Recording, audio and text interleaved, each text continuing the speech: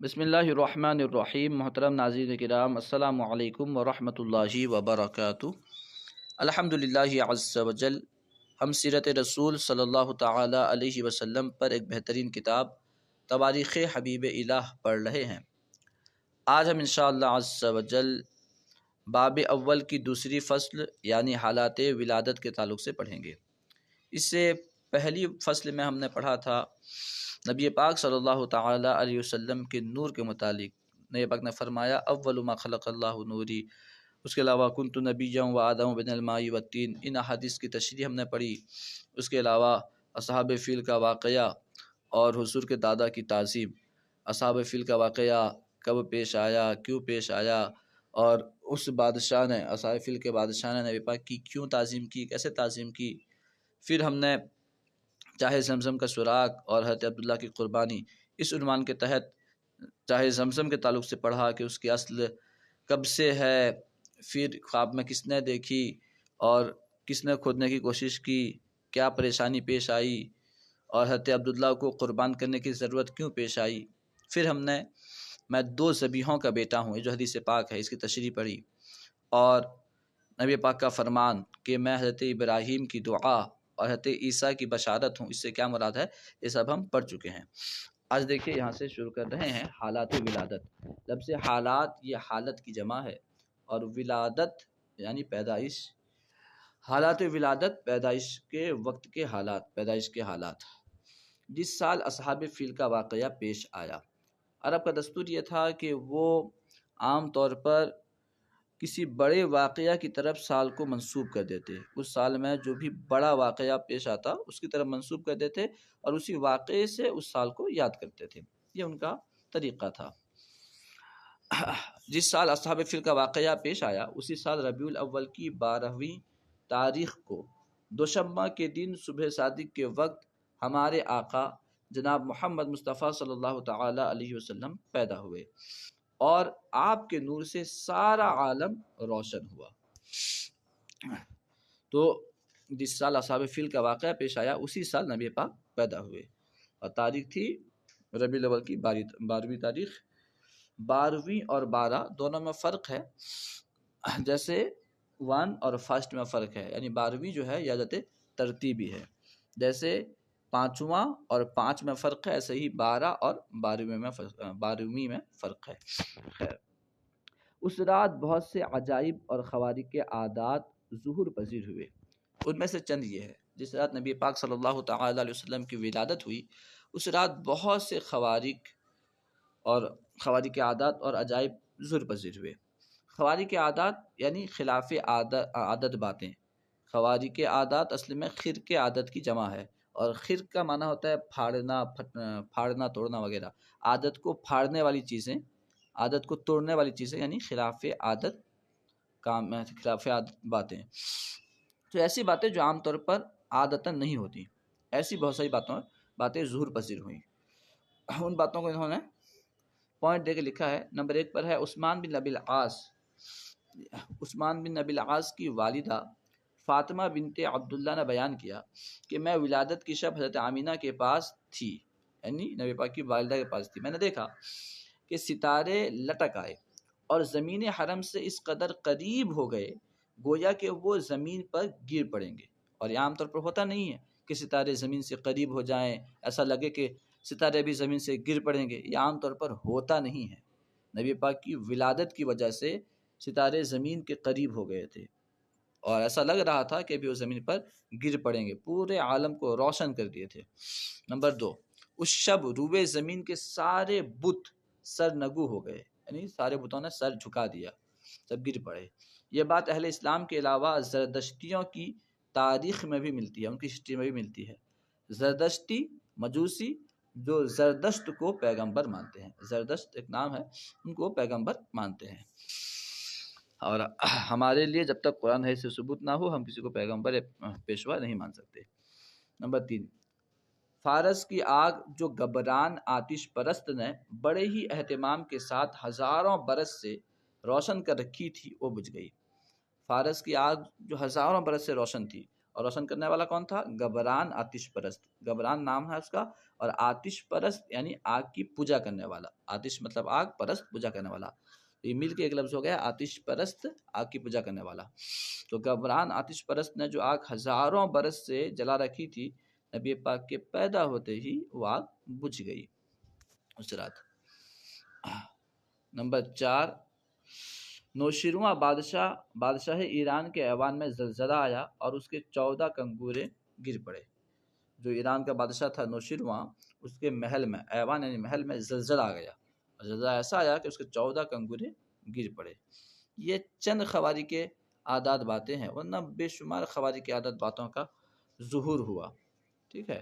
خانہ کعبہ جھک گیا، اس کے علاوہ جو نبی پاک صلی اللہ تعالی وسلم پیدا ہوتے ہی نور نکلا، شام کے محلات نظر آئے، نبی پاک پیدا ہوتے ہی سجدے میں چلے گئے، رب حبلی امتی کہنے لگے، ختنہ شدہ پیدا ہوئے، خوشبو ظاہر ہوئی، بہت ساری باتیں ہیں۔ خیر، نکتہ جو جن باتوں کو یہاں بیان کیا گیا، اب ان میں نکتہ کیا ہے اسے بیان کر رہے ہیں۔ ستاروں کے زمین سے قریب ہونے میں اس بات کی طرف اشارہ تھا کہ آپ کی ولادت کے سبب سارے انوار و برکات زمین کی طرف متوجہ ہو گئے، کیونکہ یہ کون آ رہے ہیں؟ یہ وہ آ رہے ہیں جن کے صدقے تمام ستارے بنے ہیں۔ تو جب نبی پاک پیدا ہوئے، گویا کہ اصل زمین میں آ رہے ہیں، تو جن سے بننے والے، جن کو ان کے صدقے نور ملا ہے، وہ بھی زمین کی طرف مائل ہو گئے، اور اس طرف اشارہ ہے کہ تمام انوار برکات اب سب جو ہے زمین کی طرف متوجہ ہو گئے ہیں، کیونکہ زمین میں حبیب خدا آنے والے ہیں، جس کی وجہ سے زمین روشن اور منور ہو جائے گی۔ یعنی یہ وہ تشریف لا رہے ہیں کہ ان کی ولادت کے صدقے پوری دنیا میں روشنی پھیل جائے گی۔ اور ہوا وہی، نبی پاک کی ولادت سے پہلے دیکھو تو پوری دنیا میں جہالت، تاریکی عام تھی۔ نبی پاک کے آنے کے بعد علم کو آپ نے پھیلایا، اسلام کو پھیلایا، اور انصاف، عدل و انصاف کو پھیلایا، تو دنیا میں روشنی آئی۔ بتوں کا سرنگو ہونا اس بات کی طرف اشارہ ہے کہ اس مولود مسعود کے سبب بت پرستی ختم ہو جائے گی۔ تو بت جو جھک گئے تھے، ان کا سر جھک جانا اس بات کی طرف اشارہ تھا کہ نبی پاک کی ولادت کے صدقے، مولود من پیدائش مسعود بابرکت، سعادت والی، اس سعادت والی ولادت کے صدقے بت پرستی ختم ہو جائے گی، اور عرب سے بت پرستی ختم ہو گئی۔ یہ الگ سی بات ہے کہ آج کل کے یہ نام نہاد اہل حدیث جنہوں نے قبضہ کر رکھا ہے، یہ وہاں پہ پھر بت خانے بنانا شروع کر رہے ہیں، اللہ بچائے۔ آگ کا بجھ جانا اس بات کی طرف اشارہ ہے کہ آپ کی وجہ سے آتش پرستی دور ہو جائے گی، اور ہوا بھی وہی کہ آتش پرستی پورے عرب سے دور ہو گئی تھی، خاص کر کے نوشیر۔ اس کے علاوہ پوری دنیا میں تو بہت سارے لاکھ لوگوں نے بت کی پوجا چھوڑ دی، آگ کی پوجا چھوڑ دی، ٹھیک ہے۔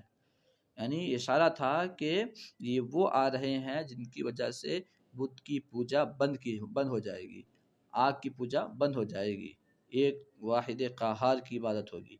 نوشیروان کے ایوان میں زلزلہ آنا اور 14 کنگوروں کا گر جانا اس بات کی طرف اشارہ ہے کہ خاندان نوشیروان کی سلطنت ختم ہو جائے گی، کیونکہ وہاں زلزلہ آ گیا تھا، یعنی اب ختم ہونے والا ہے۔ واضح رہے کہ اس زمانے میں روئے زمین پر اتنی بڑی سلطنت نہیں تھی، جتنی بڑی سلطنت ایران کی تھی، اتنی بڑی سلطنت نہیں تھی۔ نیز اس کے خاندان میں 14 بادشاہ نیز ہوں گے، کیونکہ 14 کنگورے گرے، اشارہ تھا اور ہوں گے، چنانچہ ایسا ہی ہوا۔ نوشیروان کا سارا ملک حضرت عمر رضی اللہ تعالیٰ عنہ کے عہد مبارک میں، عہد یعنی زمانے میں مسلمانوں کے زیر تصرف آیا۔ زیر معنی نیچے میں، اور تصرف معنی اختیار، مسلمان کے اختیار میں آیا، اور اس خاندان کا بادشاہ یزدگرد حضرت عثمان غنی رضی اللہ تعالیٰ عنہ کے دور حکومت میں ہلاک ہوا۔ یزدگرد ہے، یہ اس کا نام ہے، بادشاہ کا نام ہے، ہلاک ہوا۔ اس کے بعد ان میں کوئی بادشاہ نہیں ہوا۔ اب ان میں ہم سوال کر سکتے ہیں کہ نبی پاک صلی اللہ تعالیٰ علیہ وسلم کی ولادت کس سال ہوئی؟ اور عرب کے دستور کے مطابق آپ کہیں گے جس سال اصحاب فیل کا واقعہ پیش آیا اسی سال۔ کس دن ہوئی؟ پیر کے دن۔ کون سی تاریخ میں ہوئی؟ 12 ربیع الاول کو، ٹھیک ہے۔ کس وقت ہوئی؟ صبح صادق کے وقت۔ پھر سوال ہو سکتا ہے کہ جس رات نبی پاک صلی اللہ تعالی علیہ وسلم پیدا ہوئے اس رات جو عجائب و خوارق کے عادات ظہور پذیر ہوئے ان میں سے چند بتاؤ، تو آپ بتا سکتے ہیں کہ اس رات آسمان کے تمام ستارے زمین کی طرف لٹک آئے، گویا کہ وہ زمین پر گر پڑیں گے، تمام بت سرنگو ہو گئے، اور گبران آتش پرست نے جو آگ جلا رکھی تھی وہ آگ بجھ گئی، ایران کے بادشاہ کے ایوان میں زلزلہ آ گیا. ٹھیک ہے، اب یہاں پہ حکمت ہے. اب پوچھ سکتے ہیں، سوال ہو سکتا ہے کہ ستاروں کے زمین کے قریب ہونے میں کیا حکمت تھی؟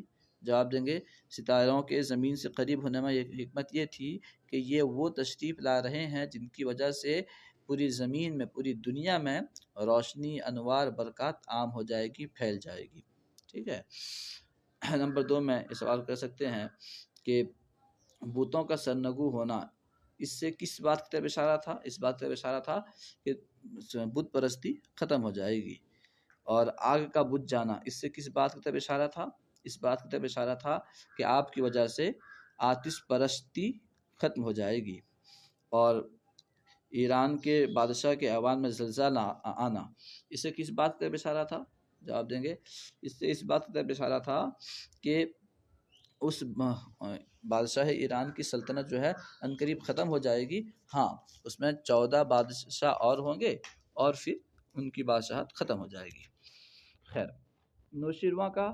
نوشیروانیوں کا سارا ملک حضرت عمر رضی اللہ تعالیٰ عنہ کے عہد مبارک میں مسلمان کے تصرف آیا، اور اس خاندان کا بادشاہ یزدگر حضرت عثمان غنی رضی اللہ تعالیٰ عنہ کے دور حکومت میں ہلاک ہوا. اس کے بعد انہیں کوئی بادشاہ نہیں ہوا. نقطہ: آپ کے جمعہ کے دن یا ماہ رمضان میں یا کسی اور مشہور و متبرک دن میں پیدا نہ ہونے میں یہ نقطہ پنہاں ہے. نبی پاک جمعہ کے دن پیدا کیوں نہیں ہوئے؟ رمضان کے مہینے میں پیدا کیوں نہیں ہوئے؟ جمعہ کے دن پیدا ہونے کو لوگ برکت والا مانتے ہیں، سمجھتے ہیں، اور رمضان میں پیدا ہونے کو برکت والا سمجھتے ہیں، ایک فخری کی ایک وجہ مانتے ہیں. نبی پاک جمعہ کے دن یا رمضان میں یا کسی اور برکت والے دن میں پیدا کیوں نہیں ہوئے؟ اس میں نقطہ کیا ہے بیان کر رہے ہیں. مشہور اور متبرک یعنی برکت والے دن میں پیدا نہ ہونے میں یہ نقطہ پنہاں ہے، یعنی چھپا ہوا ہے کہ لوگوں کے ذہن سے یہ بات دور ہو جائے کہ رسول اکرم صلی اللہ تعالی علیہ وسلم کو عظمت و فضیلت دن اور مہینے سے ملی. یہ لوگوں کے ذہن سے نکل جائے کہ نبی پاک کو جو عظمت ملی ہے، برکت ملی ہے، کیونکہ جمعہ کے دن پیدا ہوئے تھے نا، اس لیے عظمت والے ہو گئے. نعوذ باللہ. رمضان میں پیدا ہوئے تھے نا، اس لیے عظمت والے ہو گئے. ایسا کوئی نہ کہہ سکے، بلکہ آپ جس مہینے اور دن میں پیدا ہوئے اس مہینے اور دن کو آپ کی وجہ سے عظمت و بزرگی نصیب ہوئی. لہٰذا ماہ ربیع الاول کو اور روز دوشنبہ کو آپ کے سبب فضل و شرف حاصل ہوا. یہی وجہ ہے کہ آج لوگ جمعہ سے بڑھ کر، رمضان سے بڑھ کر، بلکہ تمام دنوں سے بڑھ کر سب سے زیادہ مسلمان جس دن میں خوشی مناتے ہیں وہ نبی پاک کی ولادت کے دن ہے. کیونکہ نبی پاک نہ ہوتے نہ جمعہ ہوتا نہ رمضان.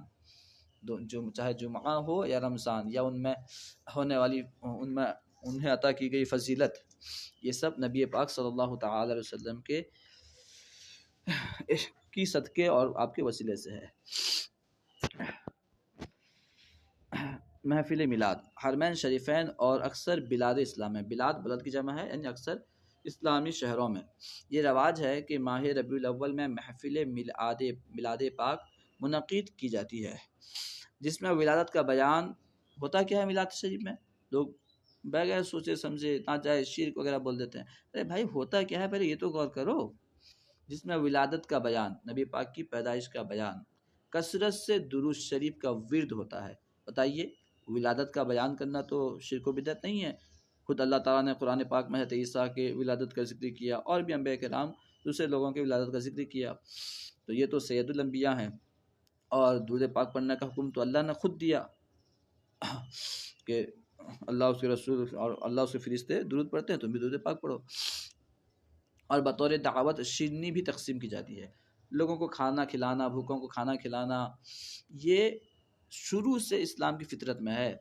اگر کوئی غلطی ہو جائے تو صدقہ کر دو، اتنے لوگوں کو کھانا کھلا دو. قسم کا کفارہ ہو، اتنے لوگوں کو کھانا کھلا دو. فلاں چیز کر لو، کھانا کھلا دو. تو کھانا کھلاؤ. اسلام میں اکثر باتوں میں کھانا کھلانے کی بات ملے گی آپ کو. تو کھانا کھلانا تو اسلام کی فطرت میں ہے، یہ کیسے شرک و بدعت ہو جائے گی؟ یہ عمل باعث خیر و برکت اور رسول اللہ علیہ وقار صلی اللہ تعالی وسلم سے زیادتی محبت کا سبب ہے۔ اے نبی پاک کے ولادت کی خوشی میں محفل کا انعقاد کرنا، وہاں آپ کی ولادت کا ذکر کرنا، درود و سلام پڑھنا، شنی وغیرہ تقسیم کرنا، یہ خیر و برکت کا سبب ہے، باعث ہے، اور خیر و برکت کا باعث یعنی ذریعہ ہے، اور نبی پاک سے زیادتی محبت کا سبب ہے۔ 12ویں ربیع الاول کی یہ محفل مدینہ منورہ میں مسجد نبوی کے اندر منعقد ہوتی ہے، یعنی اس وقت کی بات ہو رہی ہے جب انہوں نے کتاب لکھی، اب تو وہاں پہ غیروں کا قبضہ ہے، خیر۔ تو اس وقت مسجد نبوی میں نبی پاک کے ولادت کی خوشی میں محفل کا انعقاد ہوتا تھا، اور مکہ معظمہ میں رسول اکرم صلی اللہ تعالی وسلم کی جائے پیدائش پر جہاں پیدا ہوئے وہاں محفل کا جو ہے انعقاد ہوتا تھا۔ شاہ ولی اللہ محدث دہلوی رحمۃ اللہ علیہ نے فیوز الحرمین، یہ کتاب کا نام ہے، میں لکھا ہے کہ میں اس محفل میں حاضر ہوا جو مکہ معظمہ میں رسول اکرم صلی اللہ تعالی وسلم کی جائے ولادت پر منعقد ہوتی تھی، ولادت کی جگہ پر منعقد ہوتی تھی۔ اس میں ولادت اور وقت ولادت کے خوارق عادات کا بیان ہو رہا تھا، جو عادت کے خلاف باتیں ظاہر ہوئیں ان کا بیان ہو رہا تھا۔ میں نے دیکھا کہ محفل سے یک بارگی ایک دم سے کچھ انوار بلند ہوئے، کچھ روشنی بلند ہوئے۔ میں نے اس پر غور و فکر کیا تو انکشاف ہوا، یعنی ظاہر ہوا، پتہ چلا کہ یہ فرشتوں کے انوار تھے جو اس طرح کے مبارک محفلوں میں حاضر ہوا کرتے ہیں۔ یہ کون کہہ رہے ہیں؟ شاہ ولی اللہ محدث دہلوی کہہ رہے ہیں۔ اس کے علاوہ رحمت خداوندی کے اور بھی انوار و برکات منکشف ہوئے، یعنی ظاہر ہوئے۔ اب آپ کے فرمانے مسلمانوں کو چاہیے کہ بتقاضائے محبت رسول پاک کی محبت کے تقاضے سے، اور محبت ہے تو اس کا محبت کا تقاضا یہی ہے کہ محفل میلاد منعقد کریں اور اس میں شریک ہوں، مگر شرط یہ ہے کہ خلوص نیت سے کریں، اللہ کی رضا کے لیے کریں، اس میں ریا یعنی دکھاوا، نمائش کا کوئی دخل نہ ہو، دکھاوے کا کوئی دخل نہ ہو، نیز اس میں صحیح اور معتبر روایات ہی بیان کی جائیں، من گھڑت روایتیں بنا کر روایتیں بیان نہ کی جائیں۔ نبی پاک رحمت للعالمین ہیں، آپ کی رحمت کو بھی بیان کی جائے، اور آپ منافقوں کے لیے غیظ و غضب والے ہیں، آپ کے غیظ و غضب کو بھی بیان کیا جائے۔ اکثر لوگ جو اس محفل میں صرف شعر خوانی پر ہی اکتفا کرتے ہیں یا غیر معتبر روایات بیان کرتے ہیں، یہ عمل اچھا نہیں، اور علماء نے یہ بھی لکھا ہے اس میں وفات شریف کا ذکر نہ کیا جائے، اس لیے کہ یہ محفل میلاد شریف کی خوشی میں منعقد ہو رہی ہے، کیونکہ میلاد کی خوشی میں ہو رہی ہے، ولادت کی خوشی میں منا رہے ہیں، تو وفات شریف کا ذکر یہاں مناسب نہیں ہے۔ اس میں غم جاں کا بیان نازیبا ہے۔ حرمین شریفین میں اس موقع پر ذکر وفات کی عادت بالکل نہیں ہے، کیونکہ خوشی کا موقع ہے تو خوشی منائیں۔ امید ہے کہ پوری بات سمجھ میں آ گئی ہوگی۔ اب اگر ہم اس کو پھر سوال جواب کے طریقے سے پیش کریں تو ویڈیو لمبی ہو جائے گی۔ امید ہے آپ کو پوری بات سمجھ میں آ گئی ہوگی۔ اگر آپ کو ویڈیو اچھی لگے تو لائک اور شیئر کرنا نہ بھولیں۔ السلام علیکم ورحمۃ اللہ وبرکاتہ۔